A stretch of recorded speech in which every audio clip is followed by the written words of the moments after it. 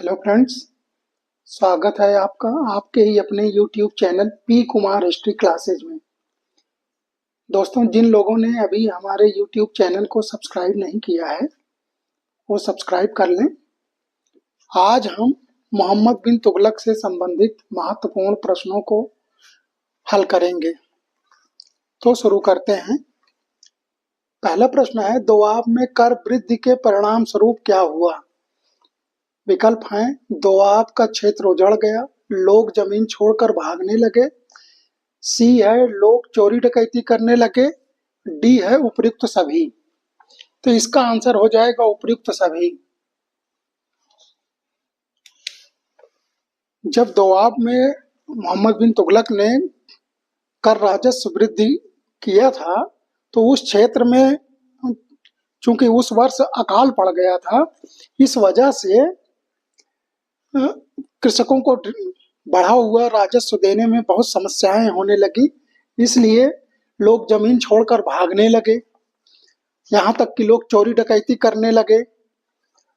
और इन सब का परिणाम क्या हुआ कि दोआब का क्षेत्र उजड़ गया और मोहम्मद बिन तुगलक ने उन पर कार्रवाई भी शुरू में किया था। इससे क्या हुआ कि दोआब का क्षेत्र उजड़ गया। तो इसका आंसर हो जाएगा उपयुक्त सभी। दूसरा प्रश्न है, कृषि विभाग की उन्नति के लिए नियुक्त मंत्री को क्या कहा जाता था? विकल्प है, अमीर हाजिब, अमीर कोही, अमीर शिकार, अमीर अखूर। तो इसका आंसर हो जाएगा अमीर कोही।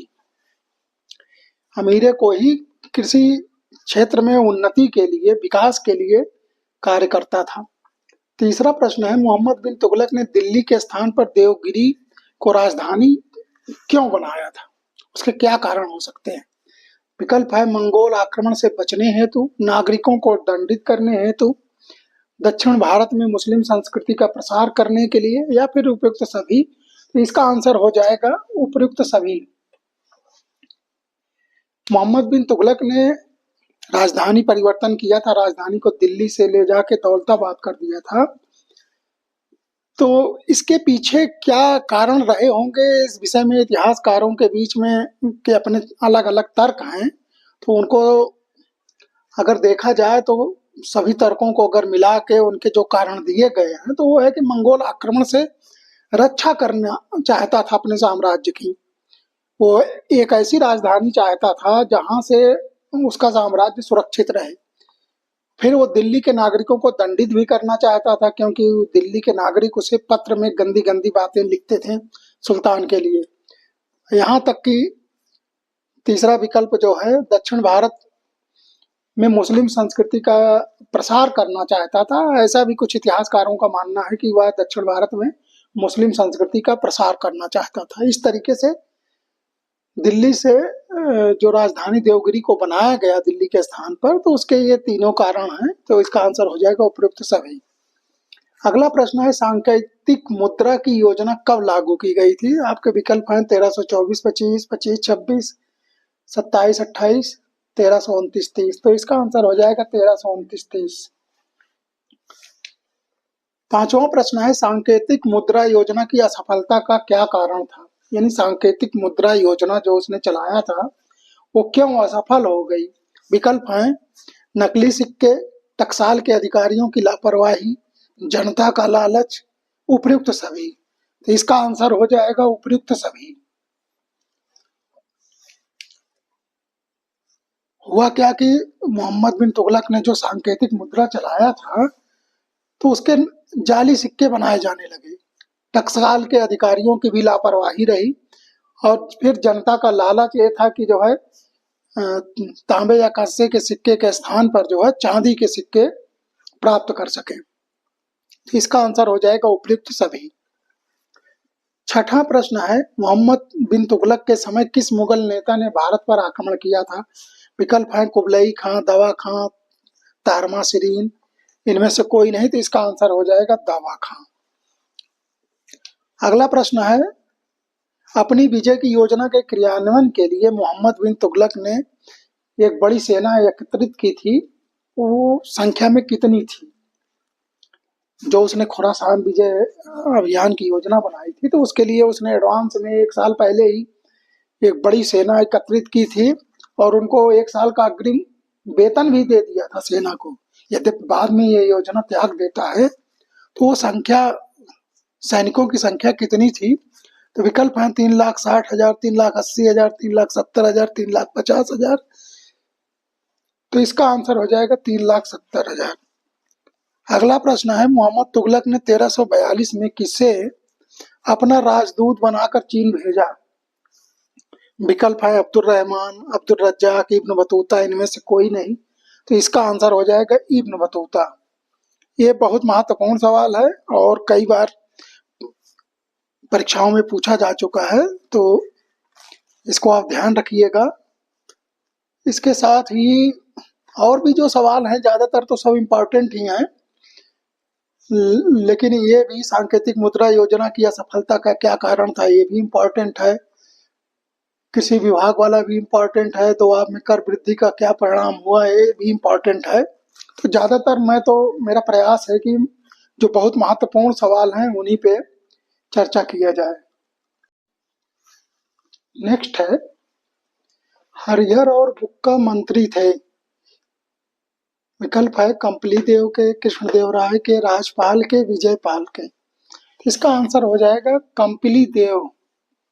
हरिहर और बुक्का कंपलीदेव के मंत्री थे। अगला प्रश्न है, 1351 ईस्वी में मोहम्मद तुगलक की मृत्यु पर किस विद्वान ने लिखा कि सुल्तान को अपनी प्रजा से और प्रजा को अपने सुल्तान से मुक्ति मिल गई? विकल्प हैं बदायूनी, शमसे सिराज अफीफ, मिनहाज या फिर बरनी। इसका आंसर हो जाएगा बदायूनी। ये सवाल कॉम्पिटिटिव एग्जाम में बहुत बार आया और बहुत ही महत्वपूर्ण क्वेश्चन है।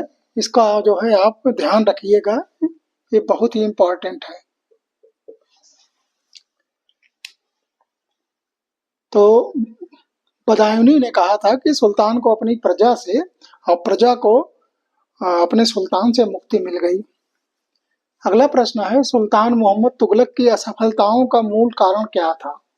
जो सुल्तान मोहम्मद तुगलक इतना असफल हुआ, उसका मूल कारण क्या था? मूल, तो इसका विकल्प है जन असहयोग, अयोग्य अधिकारी, उसका क्रोधी स्वभाव, अपनी योग्यता पर अत्यधिक विश्वास। तो इसका आंसर हो जाएगा अपनी योग्यता पर अत्यधिक विश्वास।